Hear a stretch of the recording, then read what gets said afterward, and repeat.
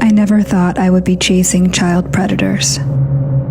It was 2 years ago when our team intercepted conversations between a 12-year-old girl and a 40-year-old pedophile. He wasn't just talking to her, he was abusing her, coercing her, collecting images and videos, and no one in her life, her parents, sixth grade teacher, or friends, knew what was happening.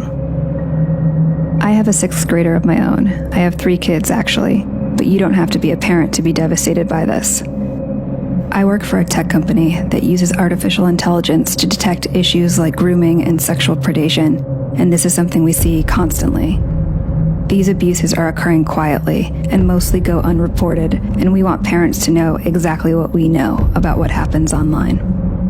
So we made a plan. A man has been arrested for allegedly raping a 15-year-old that he met over Snapchat. Instagram has become the #1 social media site. At the top of the free download. We've also seen firsthand the predatory symbiotic relationship that exists between Instagram and Snapchat. We would create a fictitious 15-year-old girl, complete with a believable social media identity, put her online, and document how long it would take for a predator to approach her. But creating a person out of thin air is complicated. We needed photos, but we knew we couldn't use an actual teenager. It would have to be someone on our team. I'm 37, but our graphic designers assured me that with the wonders of photo manipulation, they could magically make me look over 2 decades younger. We bought clothes and accessories, studied body language and facial expressions. We methodically covered and edited signs of aging, wrinkles, weight shifts, and stretch marks. Meanwhile, we coordinated with federal, state, and local law enforcement. Then we built a story around her, a history, a family, a social circle. Libby was born in 2004 and is a sophomore who recently moved to Indiana. We created multiple online accounts for Libby, prominently displayed her age, and posted typical teen content. We even created virtual friends for Libby who would comment on her posts. With everything in place, we would launch the project, give it a few months, and see if anyone would buy it. So we hit the button, and Libby went live.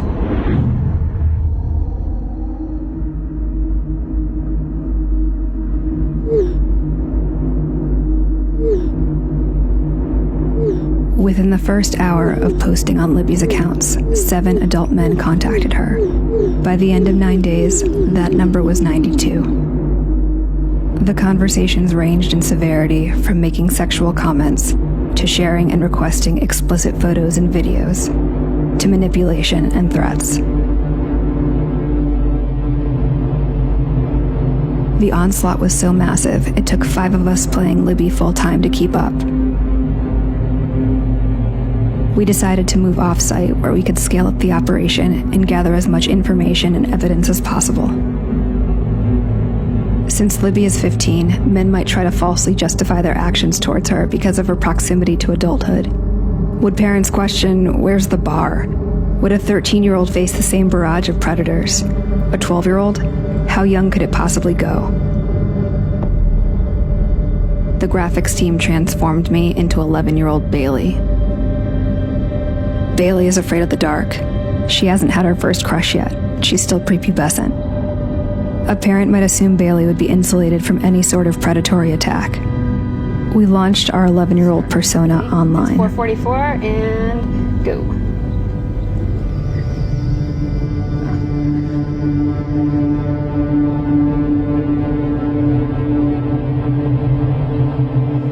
One like from a guy whose profile photo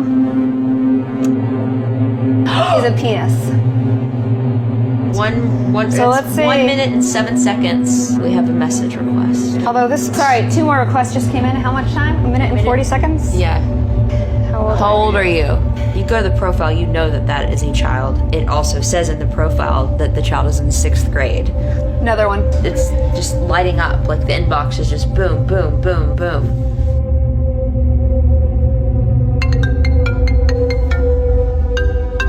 An incoming video call in less than 5 minutes.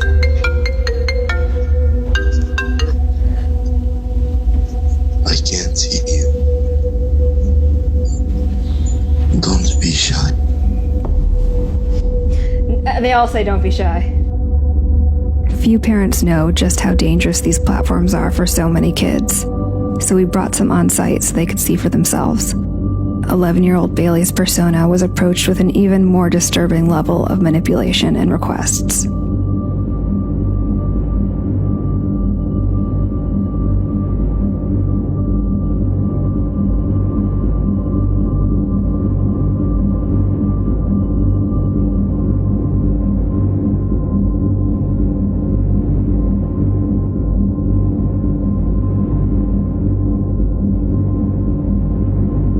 While the majority of the abuse happened from a distance, our child profiles also received requests to meet up in person, especially our 15-year-old persona.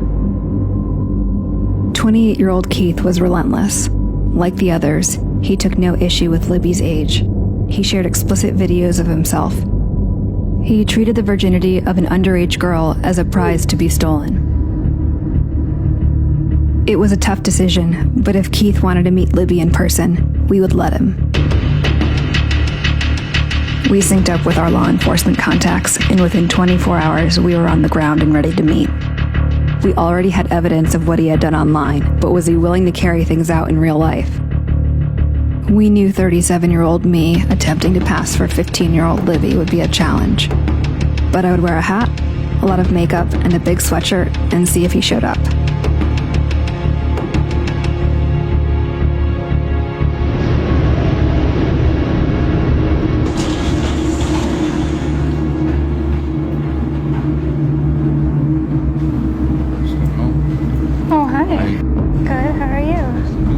To meet you too. Hey. How you doing? Good. Okay. Is it what you expected? Well, yeah.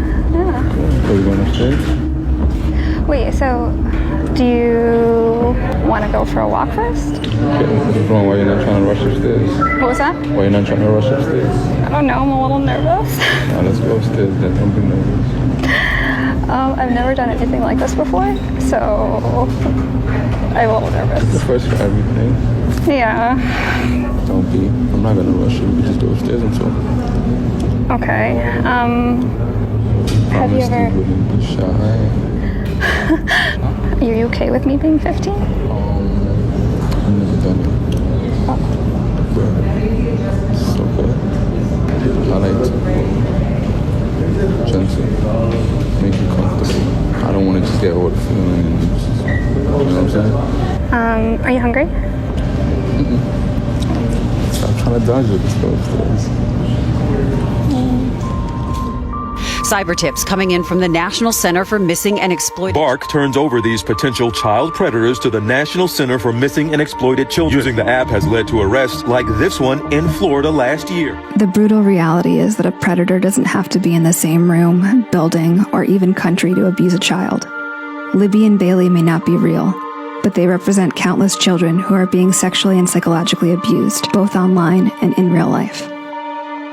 I think about how I would have felt as a young, impressionable child.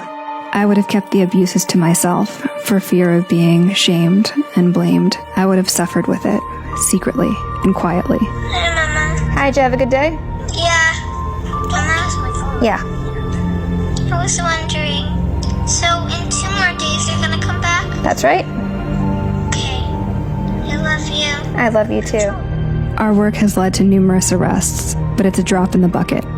Our work, nor the work of law enforcement or legislation, will ever be able to protect children as well as engaged parents and guardians can. When asked, my advice for parents is to talk to your kids early and often, know what apps they're using and with whom they're communicating. When facing crisis, kids need a soft place to land. Make sure they know they can come to you for help.